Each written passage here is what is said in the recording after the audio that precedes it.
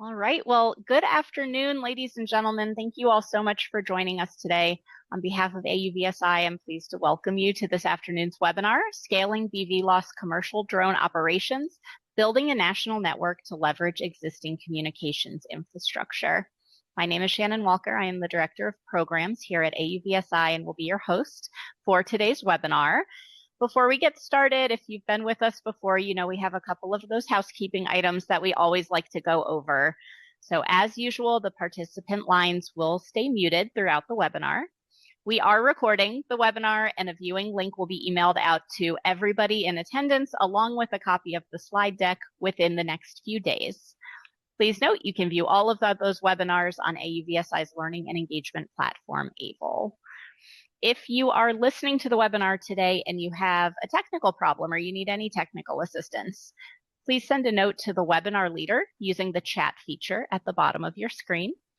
And after the presentation today, we are definitely going to open up this session for Q&A. So attendees, you are encouraged to submit your questions at any time throughout the webinar today using that Q&A button at the bottom of your screen. The questions will be saved to be answered towards the end of the presentation, though. Please note, the Q&A button is a different button than the chat. So just make sure you're submitting all of your content questions for our speakers using that Q&A button, which is found right along that bottom bar. All right, well, let's go ahead and get started. We'd really like to welcome back and thank Kongsberg Geospatial for their support of today's webinar. We have two excellent speakers here with us today, Mr. Kyle Snyder, Business Development Director at Kongsberg Geospatial, and Nancy Chrisman, the founder of Emergent One-to-One. So I know I am really looking forward to this conversation. So enough from me. Kyle, I will hand it over to you. Awesome. Thanks, Shannon. Thanks, Nancy, for joining us this afternoon. That's looking forward to this talk. It's a long time coming, lots of things in motion here, and looking forward to sharing with everybody and kind of hearing the Q&A at the end. And then we will be watching those Q&A questions come in to make sure that we can answer everything as they come through. So many of you know me. If you don't know me, I've been in this drone industry for 25 years. And it's been exciting times, right? Being associated with AUVSI that whole time. But really my focus has always been on command and control and autonomy, right? How do we make drones part of our daily lives, robots part of our daily lives, and really that C2 and autonomy is enabled through connectivity, through processing and AI, and as all this stuff comes together, that's what's exciting. As we've been doing this for 25 years, we've come a long, long way, and I think we're just kind of really starting to scratch the surface of what those things are going to do for routine operations. I joined Kongsberg Geospatial earlier this year, really to see all this come together.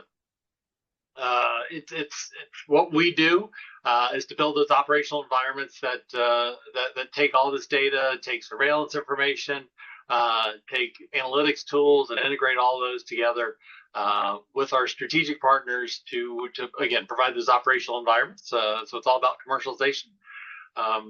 And as we talk about those partners, one of my favorite dance partners here is Nancy, and I'm going to let her introduce herself in a second. But her telecom background for me is absolutely invaluable. She keeps me straight, really kind of says where things are at, what the real capabilities are, and then helps us lean forward into kind of where we want to go.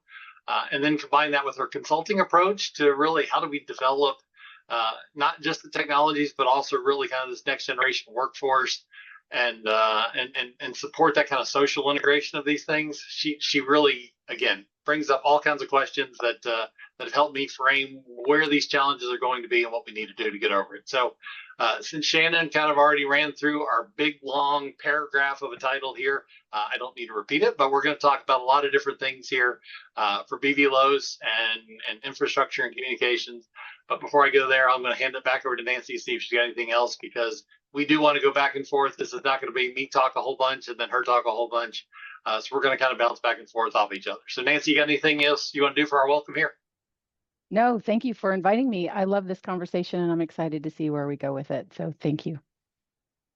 Awesome. So yeah, so we're going to run through just a couple of headlines to make sure that we kind of hit a couple of key points. Then again, we'll dive into the Q&A. So the last thing I want to do as part of our introduction is, as we talk about advanced air mobility, That does include everything of this future airspace modernization. So bvlos for small drones, bigger drones, as we start talking about eVTOLs coming online, where all that gets to, whether it's cargo, small packages, freight delivery, all of that is within scope of our discussions today. We want to talk about everything from air taxis and whether that's scheduled service or kind of that on-demand charter service. We want to talk about, of course, the aircraft. We'll really talk about the infrastructure. We'll talk about the operations. All of those things, again, fall within what our concept is for AAM and our interest in bvlos. So the low altitude economy is of course a reference. Regional air mobility, urban air mobility.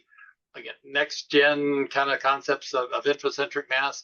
All of this is to us what AAM includes, because it's all about data. So as we talk about digitalization of airspace, digitalization of information sharing, that infrastructure that's in place that's already data driven provides a lot of lessons learned and a lot of directions for us to go in. So that's really kind of within scope for what we're talking about today. So as we kind of get there, framing what are those challenges for enabling this, right? So I'm not going to read line for line, but the network deployment is in place. So there's lots of lessons we can learn from that community that's already built our telecom infrastructure. And so as we attach those aircraft and airspace operations to the network, there's a lot of different directions, a lot of lessons to learn, a lot of about scaling, about safety, about privacy.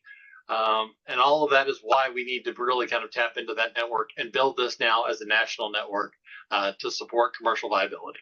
So as we look at these different components, aircraft performance is a big deal. Airspace awareness, which really kind of tickles our strengths at Concor. But then autonomy is also built into the system now because we've got that data, because we know how to deploy AI at different places, right? Whether it's on the edge in the aircraft, into the air traffic control system as we look at those modernization activities. But again, the networks is what's going to enable all of that.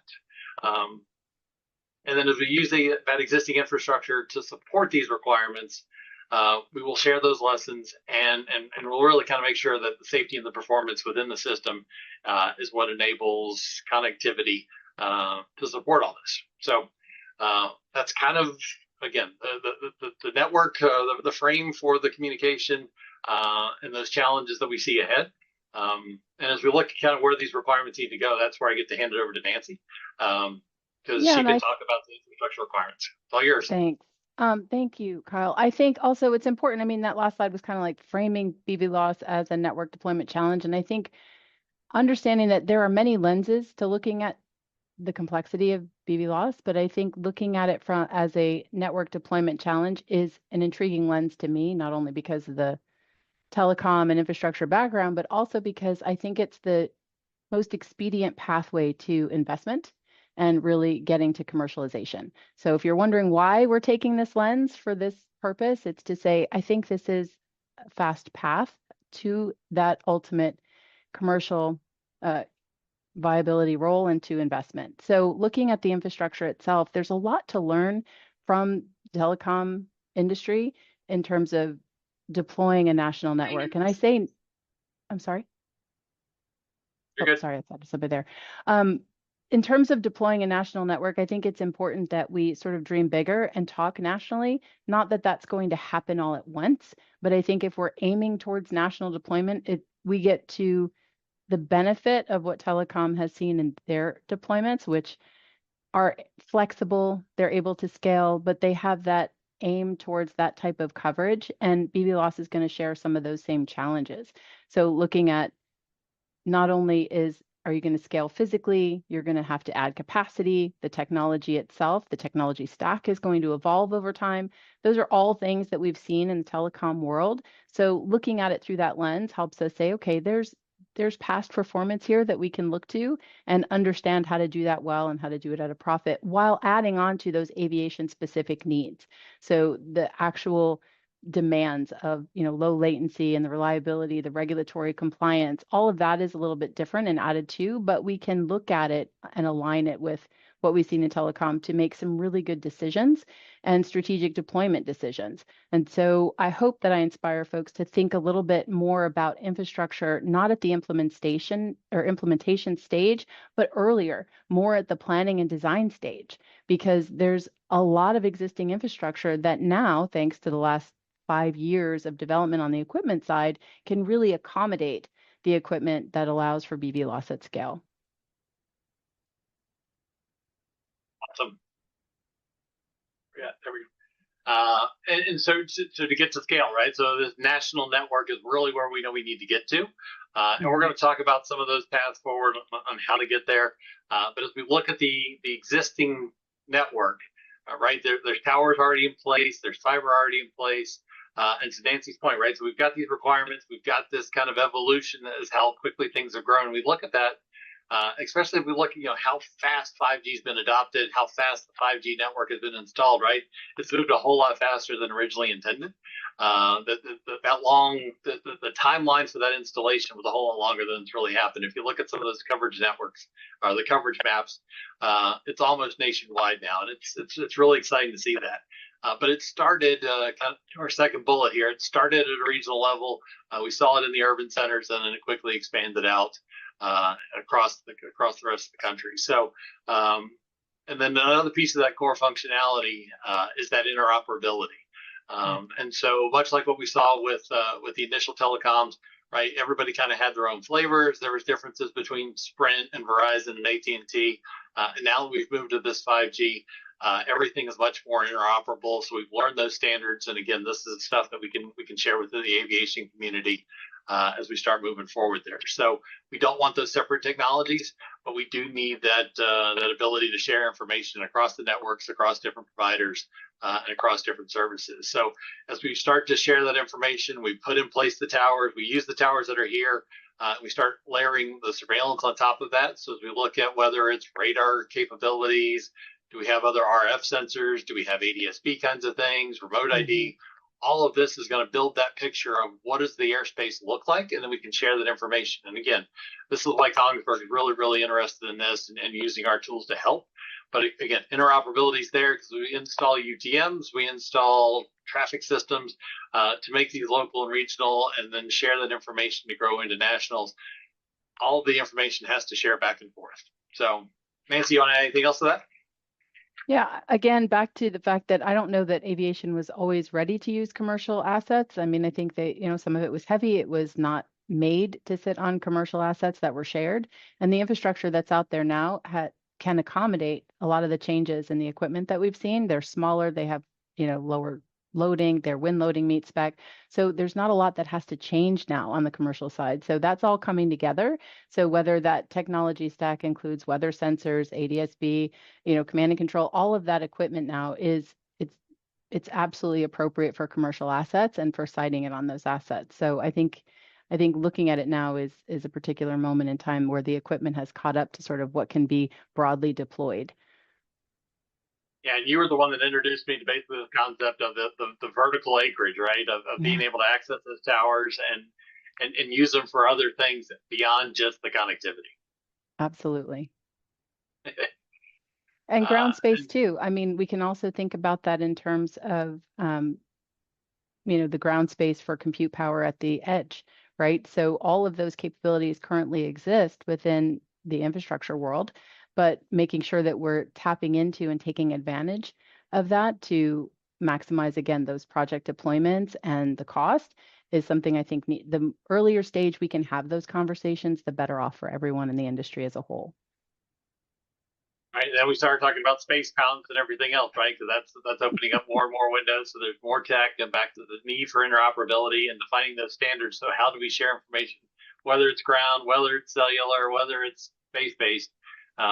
Again, having those discussions early allows us to really kind of see what the art of the possible is and lay down a plan for implementation. So to reference those standards, so we all know that ASTM and RTCA have been working really, really hard. There are standards for bvlos operations. There's standards for interoperability for UTM. Of course, the remote ID standards are well established. Performance standards for C2 links, MOPS for terrestrial C2 links. all of these are already out there. They are published standards. They're accessible through the standards committees, and they provide that baseline for having those discussions, whether it's about latency, availability, interoperability, the integrity, the formats of those messages. Again, that stuff is either done or being done as we continue to advance forward. So don't think that they're not out there. You just got to know where to go, where to plug in. So using all of that is what the FAA now is going to rely on. I know there was a lot of comments that came back to the FAA for the Part 108, 146 rules about where to build on for the ADSPs. And so I think we're going to see a lot more definition of those components now when the rule does come out hopefully next year. But that's just on the aviation side and where UAS and AM integration is going. But the telecom industry has been dealing with standards for a long, long time. Nancy, anything you want to add to that? I don't really need to add to that, only because the infrastructure itself, I mean, outside of the carriers and looking at their spectrum and using that for comms purposes, the infrastructure itself, the backbone of this, just that transport backbone, it's already established, right? So you have that connectivity piece where all of that technology can operate and transmit across all of that. So like I said, I think that it's even including, like you were saying, satellite. I mean, the interoperability is just lends to the fact that the existing backbone be secure and be established so that you can manage that scale and capacity build over time. Awesome. So how we do all that? Public-private partnerships. And I will let you kind of hit on your strength here. Yeah, it's we talk about public-private partnerships a lot, but I think there's more conversation to be had in terms of what does that really look like? Because I think it gets a little muddied in the sense that, does that mean that the state or the federal government is going to pay for all of these networks and manage and operate them over time? And there's a lot of questions out there. But ideally, I think there's an opportunity for there to be a state funding sponsor for what I'll call a limited initial deployment. And that gives us the opportunity to test out the commercial viability of these networks, meaning we can actually answer questions that haven't necessarily been a metric before. So what does that look like if you have a broad number of use cases flying under the same network? And again, that idea is not only dream bigger in terms of national scale, but also to think towards the highest level of complexity. So building bvlos networks that can accommodate advanced air mobility. And the reason being is that everything else then falls underneath that. If I were to use a metaphor, I would say, thinking about this network deployment as building an operating system, right, versus building an app. Building an app is something that's really great for a single use purpose, but oftentimes it would have to be rebuilt as technology changes, right? And we don't want to do that with networks. Instead, we want to be able to evolve those networks. So if we're building towards the highest standard, then everything with less complexity can operate on that network. So in my mind, the ideal path forward is to create public-private partnership with a state sponsor for that initial deployment to prove out the commercial viability. Because the good news is there's an entire investment community that really understands the infrastructure model. They understand it and they like it. It utilizes that model really similarly, right? It's something that they understand. They understand the metrics of that. They understand the fundamentals of that. So it's very attractive, and we can help tell that story to expedite, again, that process to commercial viability for everybody by getting as many use cases under that single network if we're building it to a high enough standard. And the value of being able to do that for local use cases, right, is these partnerships are going to drive of what matters to that community, what matters to that local region. So if you're going to identify those use cases, whether it's package deliveries, is it air taxi services to connect airports, you're going to build the partnership to meet the needs of the community, and that community engagement is absolutely critical. 100%. Plus, the early adopters are going to be the ones that win sort of that early stage economic development, workforce development, and other potential revenue streams for their community, right? So there's a real interest at the community level, understanding that what we're able to do by proving that out in a limited deployment is we're also then bringing an investor community that's going to help scale that so that more communities within a state or a region can benefit from that, because you're proving that out all along the way, right? Yep. No doubt. That's the second time here, just in the last hour and a half, that the iOS model for apps and has come up in conversations about where do we go with airspace modernization, because interoperability is the key piece, right? We've got a backbone now that allows us to plug in different capability, 100%. different services. It definitely, hopefully, supports the scale a lot faster. Well, and telecom has seen that before, right? So this is going to be really familiar and common to them to go from LTE to 4G to 5G. You know, they've seen their networks iterate over time and technology change. And the same will be true for this industry. But the actual, you know, the backbone infrastructure, that backbone layer is going to be really important for that data transmission, the security requirements and standards to be maintained at all time, and to be flexible enough to scale, right? From a physical perspective, just location based, and also to scaling capacity and being able to add to that capacity without having to redo anything, right? And again, that app metaphor, instead of having to rebuild something from scratch, you're just iterating on something that already exists. Right. No, I love it. Absolutely love it. So let's talk managing risk. I'll let you keep rolling. You're doing a great job. Yeah, well, thanks. That goes, I mean, obviously that goes down to managing risk because again, it's a model that people can get behind because they understand it. I think the thing that's missing is really proving out what those financial models are. There are folks that I've worked with that have done a lot of work on that already, but getting to that actual deployment to be able to really rigorously test those theories in terms of the commercial model will really move the needle, I think, for folks because it will prove out that scale is possible, growth for capacity is possible, and it's possible at a profit. And so that becomes something then that a state who has stepped forward as a sponsor on a limited deployment can easily then take to an investment community under a P3 to say, this aligns with the model that you're comfortable with. Fundamentally, you're talking about something that's very common to you, which is long-term leases that have low churn, meaning once you put up an aviation grade network, you're not going to take that down, right? If you've built that for the most advanced and complex operations, that's going to stay and it's just going to evolve over time. That's something that the investment community really likes. And I think they would be really enthusiastic to get behind. But we have to do that hard work at the very beginning to just test out and prove out those numbers for them on the commercial side to say, yes, this is exactly what you think it is. And it looks very similar to something that you're doing in your daily round. That's really the big critical or the value of using this network, right? It is proven. It does have the standards in place. It has the adoption in place. It has national reach now. And so it helps with that risk management because it's proven, it's reliable, it works, it has its fail safes in place, but now it helps with the implementation now for these kind of operations that aren't proven yet. We don't know exactly how these are going to scale, but we know the safety backbone can be there to maintain the data that we need. We know that the information can be shared to maybe it's too much information, but we can figure that out. I'd rather have too much information than not enough. So as we look at what are traffic demands going to evolve, this kind of comes back to the 5G model, right? Of, hey, it's great, but once the demand was in place, then we knew we needed to scale faster. It's going to be the same thing here, right? We're not going to have skies full of drones and AM air taxis and everything else going on, but we hope we get there eventually as we use that third dimension, the low altitude airspace economy. What does that mean? And so this model and the technology behind the infrastructure allows us to mitigate that risk. 1,000%. How about that? We didn't even plan that part.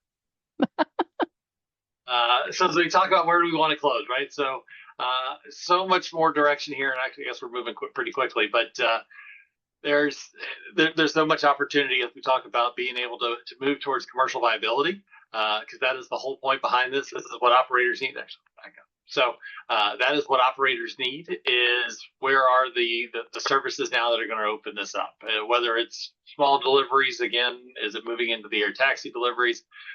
We've got to figure these kind of things out, and again, having the backbone of the infrastructure to enable that is a big drive. So given that, we've got a couple of actions now we want to call out, so I'll let Nancy kind of run with those, and I'll jump in a minute. Yeah, and I think that there's a real opportunity with how we're seeing things move with the projects that I'm seeing on the horizon is really thinking about who could be a state sponsor of a limited deployment for a complex network, right? I'll say it's complex in that it's built to that aviation grade standard, and getting support for that in a limited deployment, and then having as many commercial operators underneath that as possible.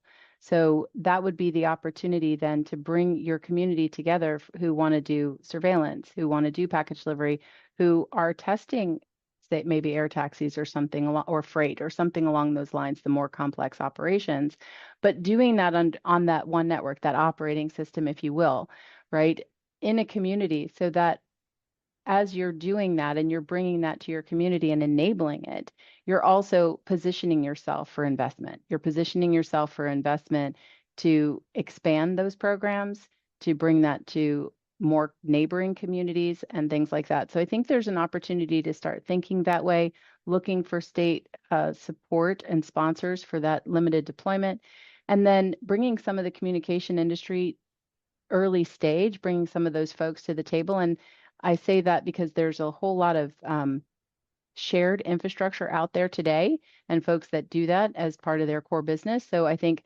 having that planning and design aspect with infrastructure providers that can help leverage what's there, maximize those deployment timelines, that's really important. And then making sure that your metric on those projects includes the commercial viability. It includes modeling out what those cost structures are for folks that are operating on the network. So that, again, after hopefully not too significant of a period of time, then you can actually take that model and say to the investment community, okay, this is something you know and understand from a network deployment perspective. This is essentially bringing on another industry onto a communications network, which is it's a rare opportunity, but it's something that I think they would love to see.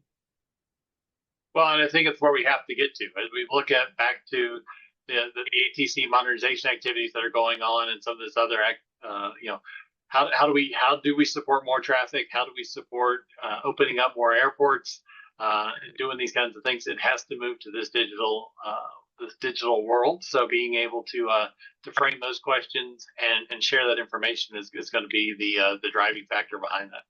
Sure, because these networks are not going to be static, right? I mean, we've talked about that they're going to evolve, the technology on the infrastructure is going to evolve, but I do think that, understanding that there's a model for that already can go very far to help us getting to that commercialization point and really open up this industry for folks, right? Because it isn't something that's going to be replaced. It's something that just gets to be enhanced. That's exactly it, and that's really hopefully the way this all starts to adopt is it's not going to be the big switch that says sure now we've got thousands more aircraft, thousands more users of the airspace, but it does evolve as the demand evolves. Absolutely. Yeah. All right, so I guess we really did kind of fly through that. There's a great question in the Q&A, and I'll let you kind of chew on that for a second first. Okay. But we are open to other questions if anybody wants to jump in here. Clearly, we've got more time. So go for it if you've had a chance I'll to read take that first question. Sure. I'll take that first question and let me go ahead. You want me to read the whole question or just kind of summarize it? Just summarize it. Okay, so it sounds like we're looking at, have we identified the owner operator entities for towers and fiber to put this bvlos equipment on? And yes, I'm sure the taxpayers are not interested in subsidizing. But I would say yes and no. So there's an industry that has all of their information available. And I think depending on where that sort of initial deployment would be, or several initial deployments, if they were looking to build to that aviation standard, then there are folks that could help locally. And there are also national providers that could help with the planning and deployment, utilizing the existing infrastructure that's out there. They know what's out there. The industry knows who's out there, what's theirs, what's other people's. And so that's their day-to-day business, is co-location of different types of equipment on those assets and running on that fiber. So they would absolutely be willing to participate, and I don't think we would have any trouble at all getting them to participate early stage. I think funding, you're right, taxpayers probably aren't interested in funding long term, but I think if there's innovation and an opportunity to bring workforce development, to bring other types of economic development to a region because of what this can enable, I think that that's where you might find an opportunity to get some sponsorship early stage, not long term, but again, early stage to get to commercialization. I think that's exactly right. As we look at who has adopted so far, like you said earlier, how do we reuse some of this technology? How do we reuse the access to the towers?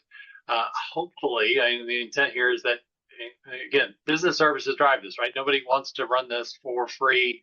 None of this is intended to be, just out there and subsidized by the public. And that's why the commercial viability of the whole program is critical. 100%. Well, I am happy to jump in and help navigate the rest of the questions that we have coming in because we do have several. Yeah. Attendees, reminder, please submit your questions using the Q&A button and they will make their way into our queue. So yeah, thank you for that presentation. Thank you for the first answer to that question. Really, really appreciate the perspective. All right, so next question, what would an implementation plan even look like? Ooh, awesome. Anthony, you want to take that one to start? Well, I think it starts with a little bit back on, I think looking for a state sponsor to say, hey, look, there's a limited initial deployment. And I'm kind of coining that phrase for everybody here on this webinar, because I think we have to make sure we're focused on the fact that it's limited. It's not going to go something that's going to live on in perpetuity with a state sponsor. It's going to be short for them and just getting them to commercialization or to investment stage. And I think if we define those metrics on what that looks like, then we can limit the scope. I think that's the best place to start with a clear metric of proving out the commercial viability of the network and then bringing that to an investment community. Again, I think that implementation looks like a P3 agreement between a state sponsor and another commercial entity that can help do that, with keeping in mind that profitability is going to be a key driver for the long-term maintenance and operation of these networks. Right, and behind that, right, is why this P3 model that works at that regional, at that state level. Each one of these may be a little bit different, right? It's not expected to be that this is how it works across the whole country. That's kind of the exciting part about AAM, is its ability to localize, democratize, if you want to, access to the airspace for what meets the needs of the local community. So it's not necessarily expected to be one size fits all, but it is expected to be interoperable. So having those discussions from the very beginning to say, back to what are our use cases, what are our needs, what services do we have, what do we need to provide, is why having the state level to have a coordination of those stakeholders to have the discussions is a great place to start.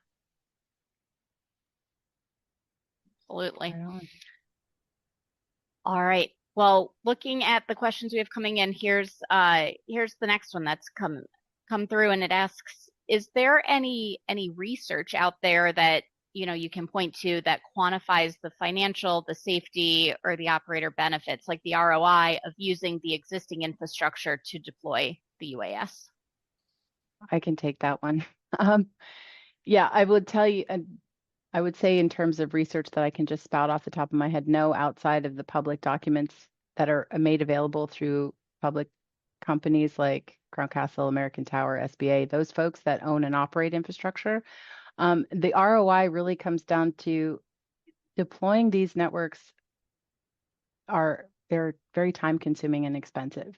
So utilizing existing infrastructure is going to mitigate that significantly because of the cost to deploy. The timelines it takes to site and zone and build new infrastructure like towers, that's going to take a great deal longer than it is to co-locate on existing structures. In addition, it's going to be less expensive if you're going to co-locate on an existing structure than having to actually build an entirely new tower where you're going to put that infrastructure. I'm not saying that's never going to happen. I'm simply saying that we should leverage what exists first and build where we have to. But I think starting with what already exists is going to make a huge difference in terms to timelines and cost. No, that's exactly right. And it kind of leads into one of the other questions we've got here about the economic benefits of using that infrastructure, right? If we consider broadband almost as essential today as access to water, electricity, then that we definitely see this as driving most of today's economy. So there's 100% impacts or economic benefit of other reasons to use, other ways to use the infrastructure that that has been invested into, and other reasons to grow it, to keep growing that direction. So definitely economic benefits. As we look at the workforce and that supports that, we're going to continue to need those STEM degrees and those kinds of backgrounds and to support this industry. Perfect. Thank you. All right. Well, moving right along, the next question that we've gotten in asks, do you see a marked difference between how bvlos is rolled out to an urban area versus a rural area? And that's kind of assuming that there's low connectivity in the more rural and suburban areas. I think the benefit of 5G on that is that there's not necessarily that low connectivity. It may be longer ranges, but that's back to if the connectivity is in place, there's other rooms to grow. There's other ways to provide that service, so that there shouldn't be the stark divide between urban and rural. Agree, Nancy? Yes and no. I think that rural is, I'm just going to say it's going to be more challenging. I'm not going to pull any punches on that one. Where there's low coverage, it's going to be a little bit more difficult to find as much infrastructure available, but it's there. And if there's a market for it, again, I don't know where all of these operations are going to happen either, right? So it would mostly align with where the operations are going to happen, and where that's going to happen. Even in a rural area, you're probably going to have infrastructure to support it. No, that's exactly where I was going to go, right? So lower density traffic, lower demand, yep. Shouldn't need as much broadband either.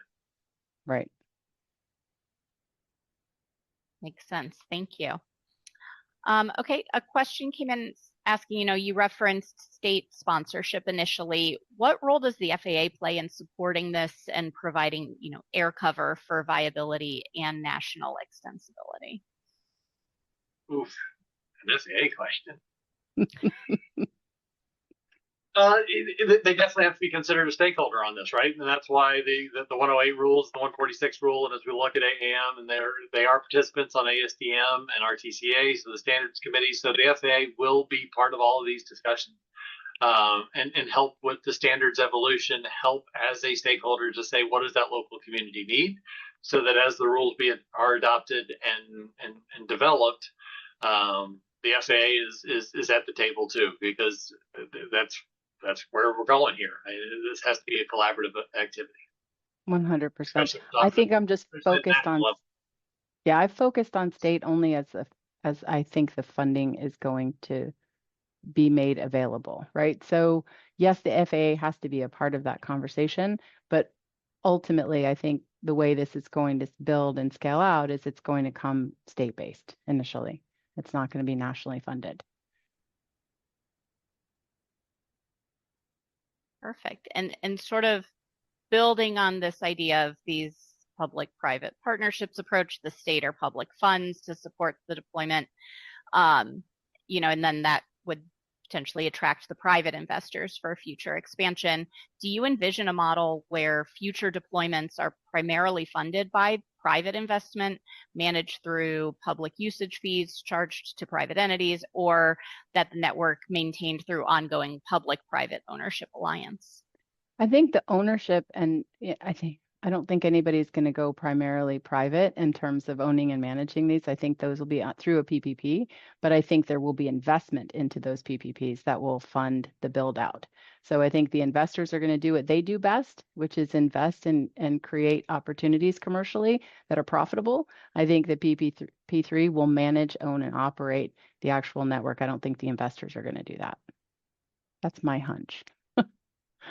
No, I agree completely. I think that's where we're going to get to, and it has to be, it has to be coordinated at the level, because user fees, all of these components are definitely part of that business model, and we see that today even with ground infrastructure as we talk about new highway developments and how do we support those in the long-term sustainment of that. That's where toll roads and all of this kind of stuff comes from. So all of this part is part of why having the stakeholder and that statewide discussion to say, how do we want to handle this? Do we want to make it all state funded? Where's the private investments come from? But then the maintenance and the sustainment has to be part of that discussion. Yep. Absolutely. Great. All right. Next question that we've received asks, how much longer do you think we'll need this type of traditional infrastructure before onboard AI, vision, acoustic, or other systems can handle strategic deconfliction in their own, like on their own, autonomously? I think we're always going to need some kind of communication infrastructure, right? In order to do anything autonomously, we've got to have information to make autonomous individual decisions. So how do we share that information, whether it's air to air, air to ground, air to space? All of those things will have to be a communication infrastructure backbone to enable this kind of aircraft to aircraft deconfliction at a top level. So I don't see a future where we don't have infrastructure that enables that. I agree. For sure. All right, great. Thank you so much. Moving on, next question that we have asks, okay, how do we make sure that the infrastructure equipment and service providers are engaging with the aircraft OEMs and service providers to bring all of this together in a coordinated way? Nancy, you want to roll? I think that level, I mean, I think that's part of driving that collaborative work we were talking about early stage and building the P3. I mean, you're engaging those stakeholders early on. And I think that if there's operations to be had, I think that everyone will come to it willingly. Part of in my mind, that funding early stage is to fund those hard costs, because everyone has spent an enormous amount of time and energy on in-kind trying to move this industry forward. And so I think on where we're at today, looking at funding those hard costs for people to participate and bring that community together will go a long way in building opportunities in a community for those folks to stay, for them to not only be there, but to invest there and to stay there and to say, this is somewhere we're going to really make something operational. Right. Making it the state as the driver behind it to provide that regional coordination allows the government to have that bigger role to say we need to pull everybody to the table, and so that it provides that bridge between those manufacturers that have a business stake behind them to say, sure, we need to deploy, we need more infrastructure, we need more aircraft to be purchased, we want to develop all these services. But again, the state's going to do all that to say, sure, here's how we want to support it. And then what do the service providers each do? Because right, there's the business motivation behind each one of them, but then we need that coordination at that stakeholder level. So that's why that implementation plan starting at the top, and then providing more of a national scope from there will support the local community at the same time, align with the bigger national standards. And that's why FAA will play across all of it. Yep.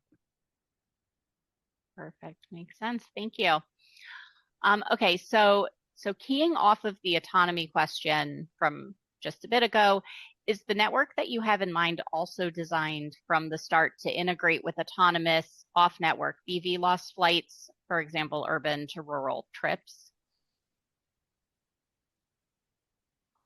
I think it would be able to handle that. I think are you saying, well, it depends on if it's more. The idea is if the network is complex enough to handle the highest level complexity operation, then all of those less complex flights could fly under that, assuming that there was coverage. Now, how big that first one, that limited deployment would be, that remains to be tested out.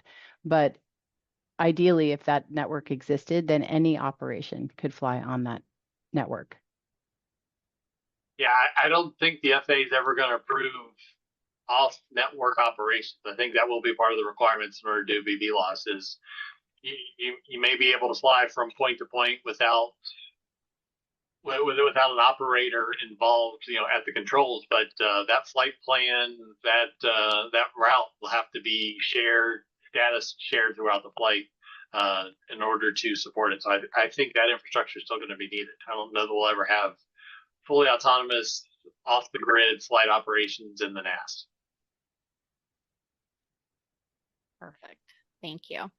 I have two more questions in our queue right now. So attendees, if you've got a question, make sure you get it submitted before we wrap up for the afternoon. Okay, so moving on. Next question that we've received asks, says, I'm curious how military use cases, UAS and AAM, of existing network infrastructure differs from civilian use cases?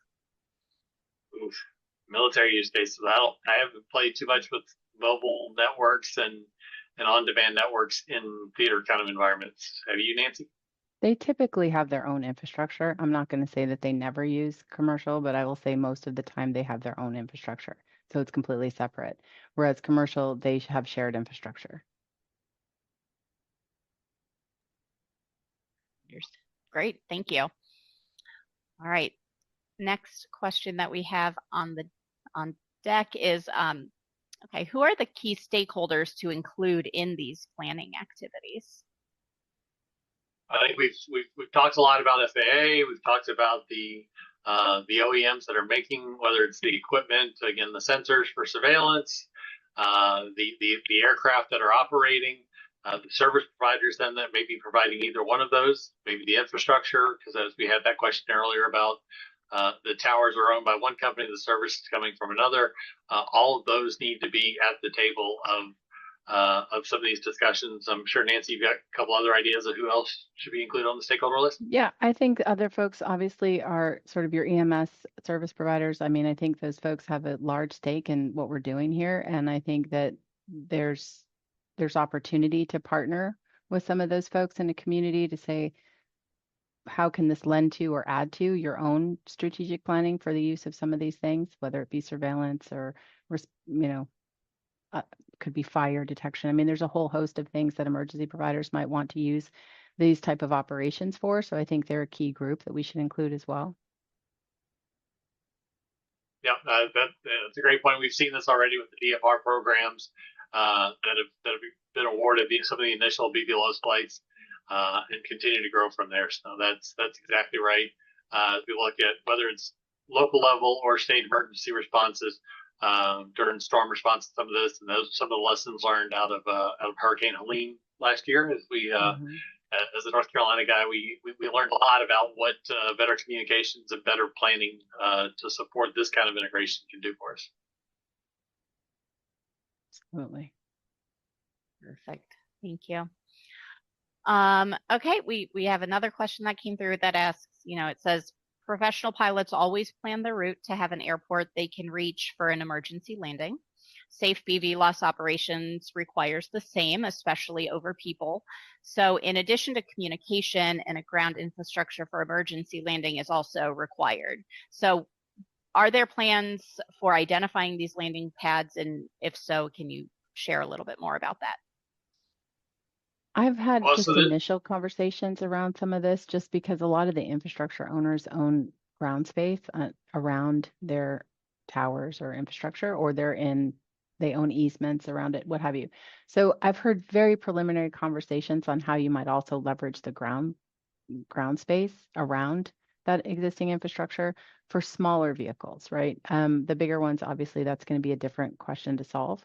But yeah, people are starting to think in that direction. I can't say that that has been fully answered, but there is awareness around having a plan for that.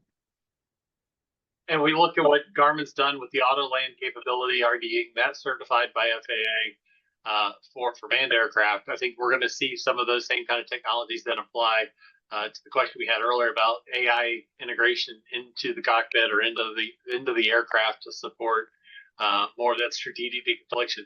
I think that intelligence is going to be there. We're going to have access to the information to be able to dynamically select those plans, but it will also be part of the pre-planning process for those route approvals as we talk about the longer range bvlos ops. So being able to kind of have contingency plans in place, and then as they get triggered, communicate that across the infrastructure will help maintain the safety of the airspace. Perfect. Thank you. Well, I think we have exhausted the questions that at least came through currently. But I think it's probably a good thing that the presentation part went quick, because that was a really great conversation. A lot of great questions that came through. Thank you, attendees, for submitting those and for keeping the conversation going. Really appreciate the responses as well. Before we wrap or give another chance for any final questions to get submitted, Kyle, Nancy, do you guys have any kind of final thoughts before we close out for today? No, I appreciate this opportunity. It's always great to share a stage with Nancy, but at the same time, as we look forward into where is all of this going, we've got a lot of challenges ahead. But being able to have these conversations early, I think, is having the right discussion and going to keep things moving. Nancy? I agree. Thank you so much, first of all, for being a part of the conversation and inviting me to be a part of it. I really hope that everybody leaves just having more questions and wanting to interact on this conversation more. Again, to Carl's point, I think early stage is going to be the thing that helps everybody, is really talking about these things and thinking through how we can work together and push in the same direction. That is perfect. And kind of as anticipated, we got a couple more questions snuck in at the last minute, and we have a couple minutes, so I'd love to ask those before we officially close out for the day. So the first one asks, are there any discussions of implementing ADS-B for autonomous flights?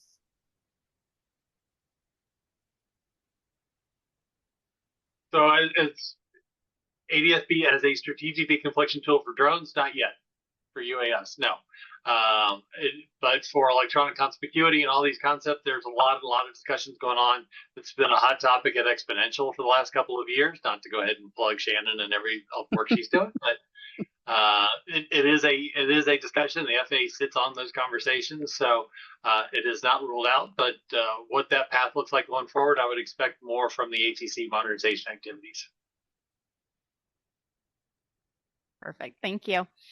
And the last question that's got snuck in, just in time, asks, do you have any idea where the large bvlos stakeholders, like say your Amazons or your UPS, stand on this network approach? Have you had conversations with them? Nancy, I think you've had more of those conversations than I have lately. I think Amazon's going to continue to be operate where they can how they want to move forward. I don't think they're going to wait necessarily for this approach, but at the same time, do I think that eventually they fall into being able to operate on that network as the operating system metaphor goes? Sure. UPS a little different as a freight provider. I think that their approach might be, what can I say? Based on their past projects, I would say they're open to an infrastructure approach like that as far as last conversations. I can't say that they're doing anything on that now, but I think that folks understand the value of that level of connectivity for those more complex operations. So depending on what the operation is would probably depend on where they answer that question. Well, and this is why the nationwide approach to this is so valuable, right? Because everybody's going to want to fly across the country. And so how to install the continuity between states, the interoperability will force these discussions to be able to support these kind of larger operators. It's not all just local. Right on. Perfect. Well, I love ending on a future look and outlook. And so with that, I want to reiterate my thanks to you, Kyle, to you, Nancy, for this excellent conversation. Great topic discussion today. Really, really appreciate your time with that. I would also like to thank Kongsberg Geospatial for their generous support of today's webinar. And as a reminder, attendees, you are going to receive a link. This was recorded. You'll receive a link to view the recording within our platform AVOL within just a couple of days. So keep an eye out for that. If you have any questions for our team in the meantime, please feel free to reach out to us at education@auvsi.org. Lastly, today's program is copyrighted with all rights reserved. So thank you all. Thank you, Kyle and Nancy, again for your time. Thank you, attendees, for joining us this afternoon, and we hope you guys have a wonderful rest of your day. Thanks so much. Thanks, Shannon.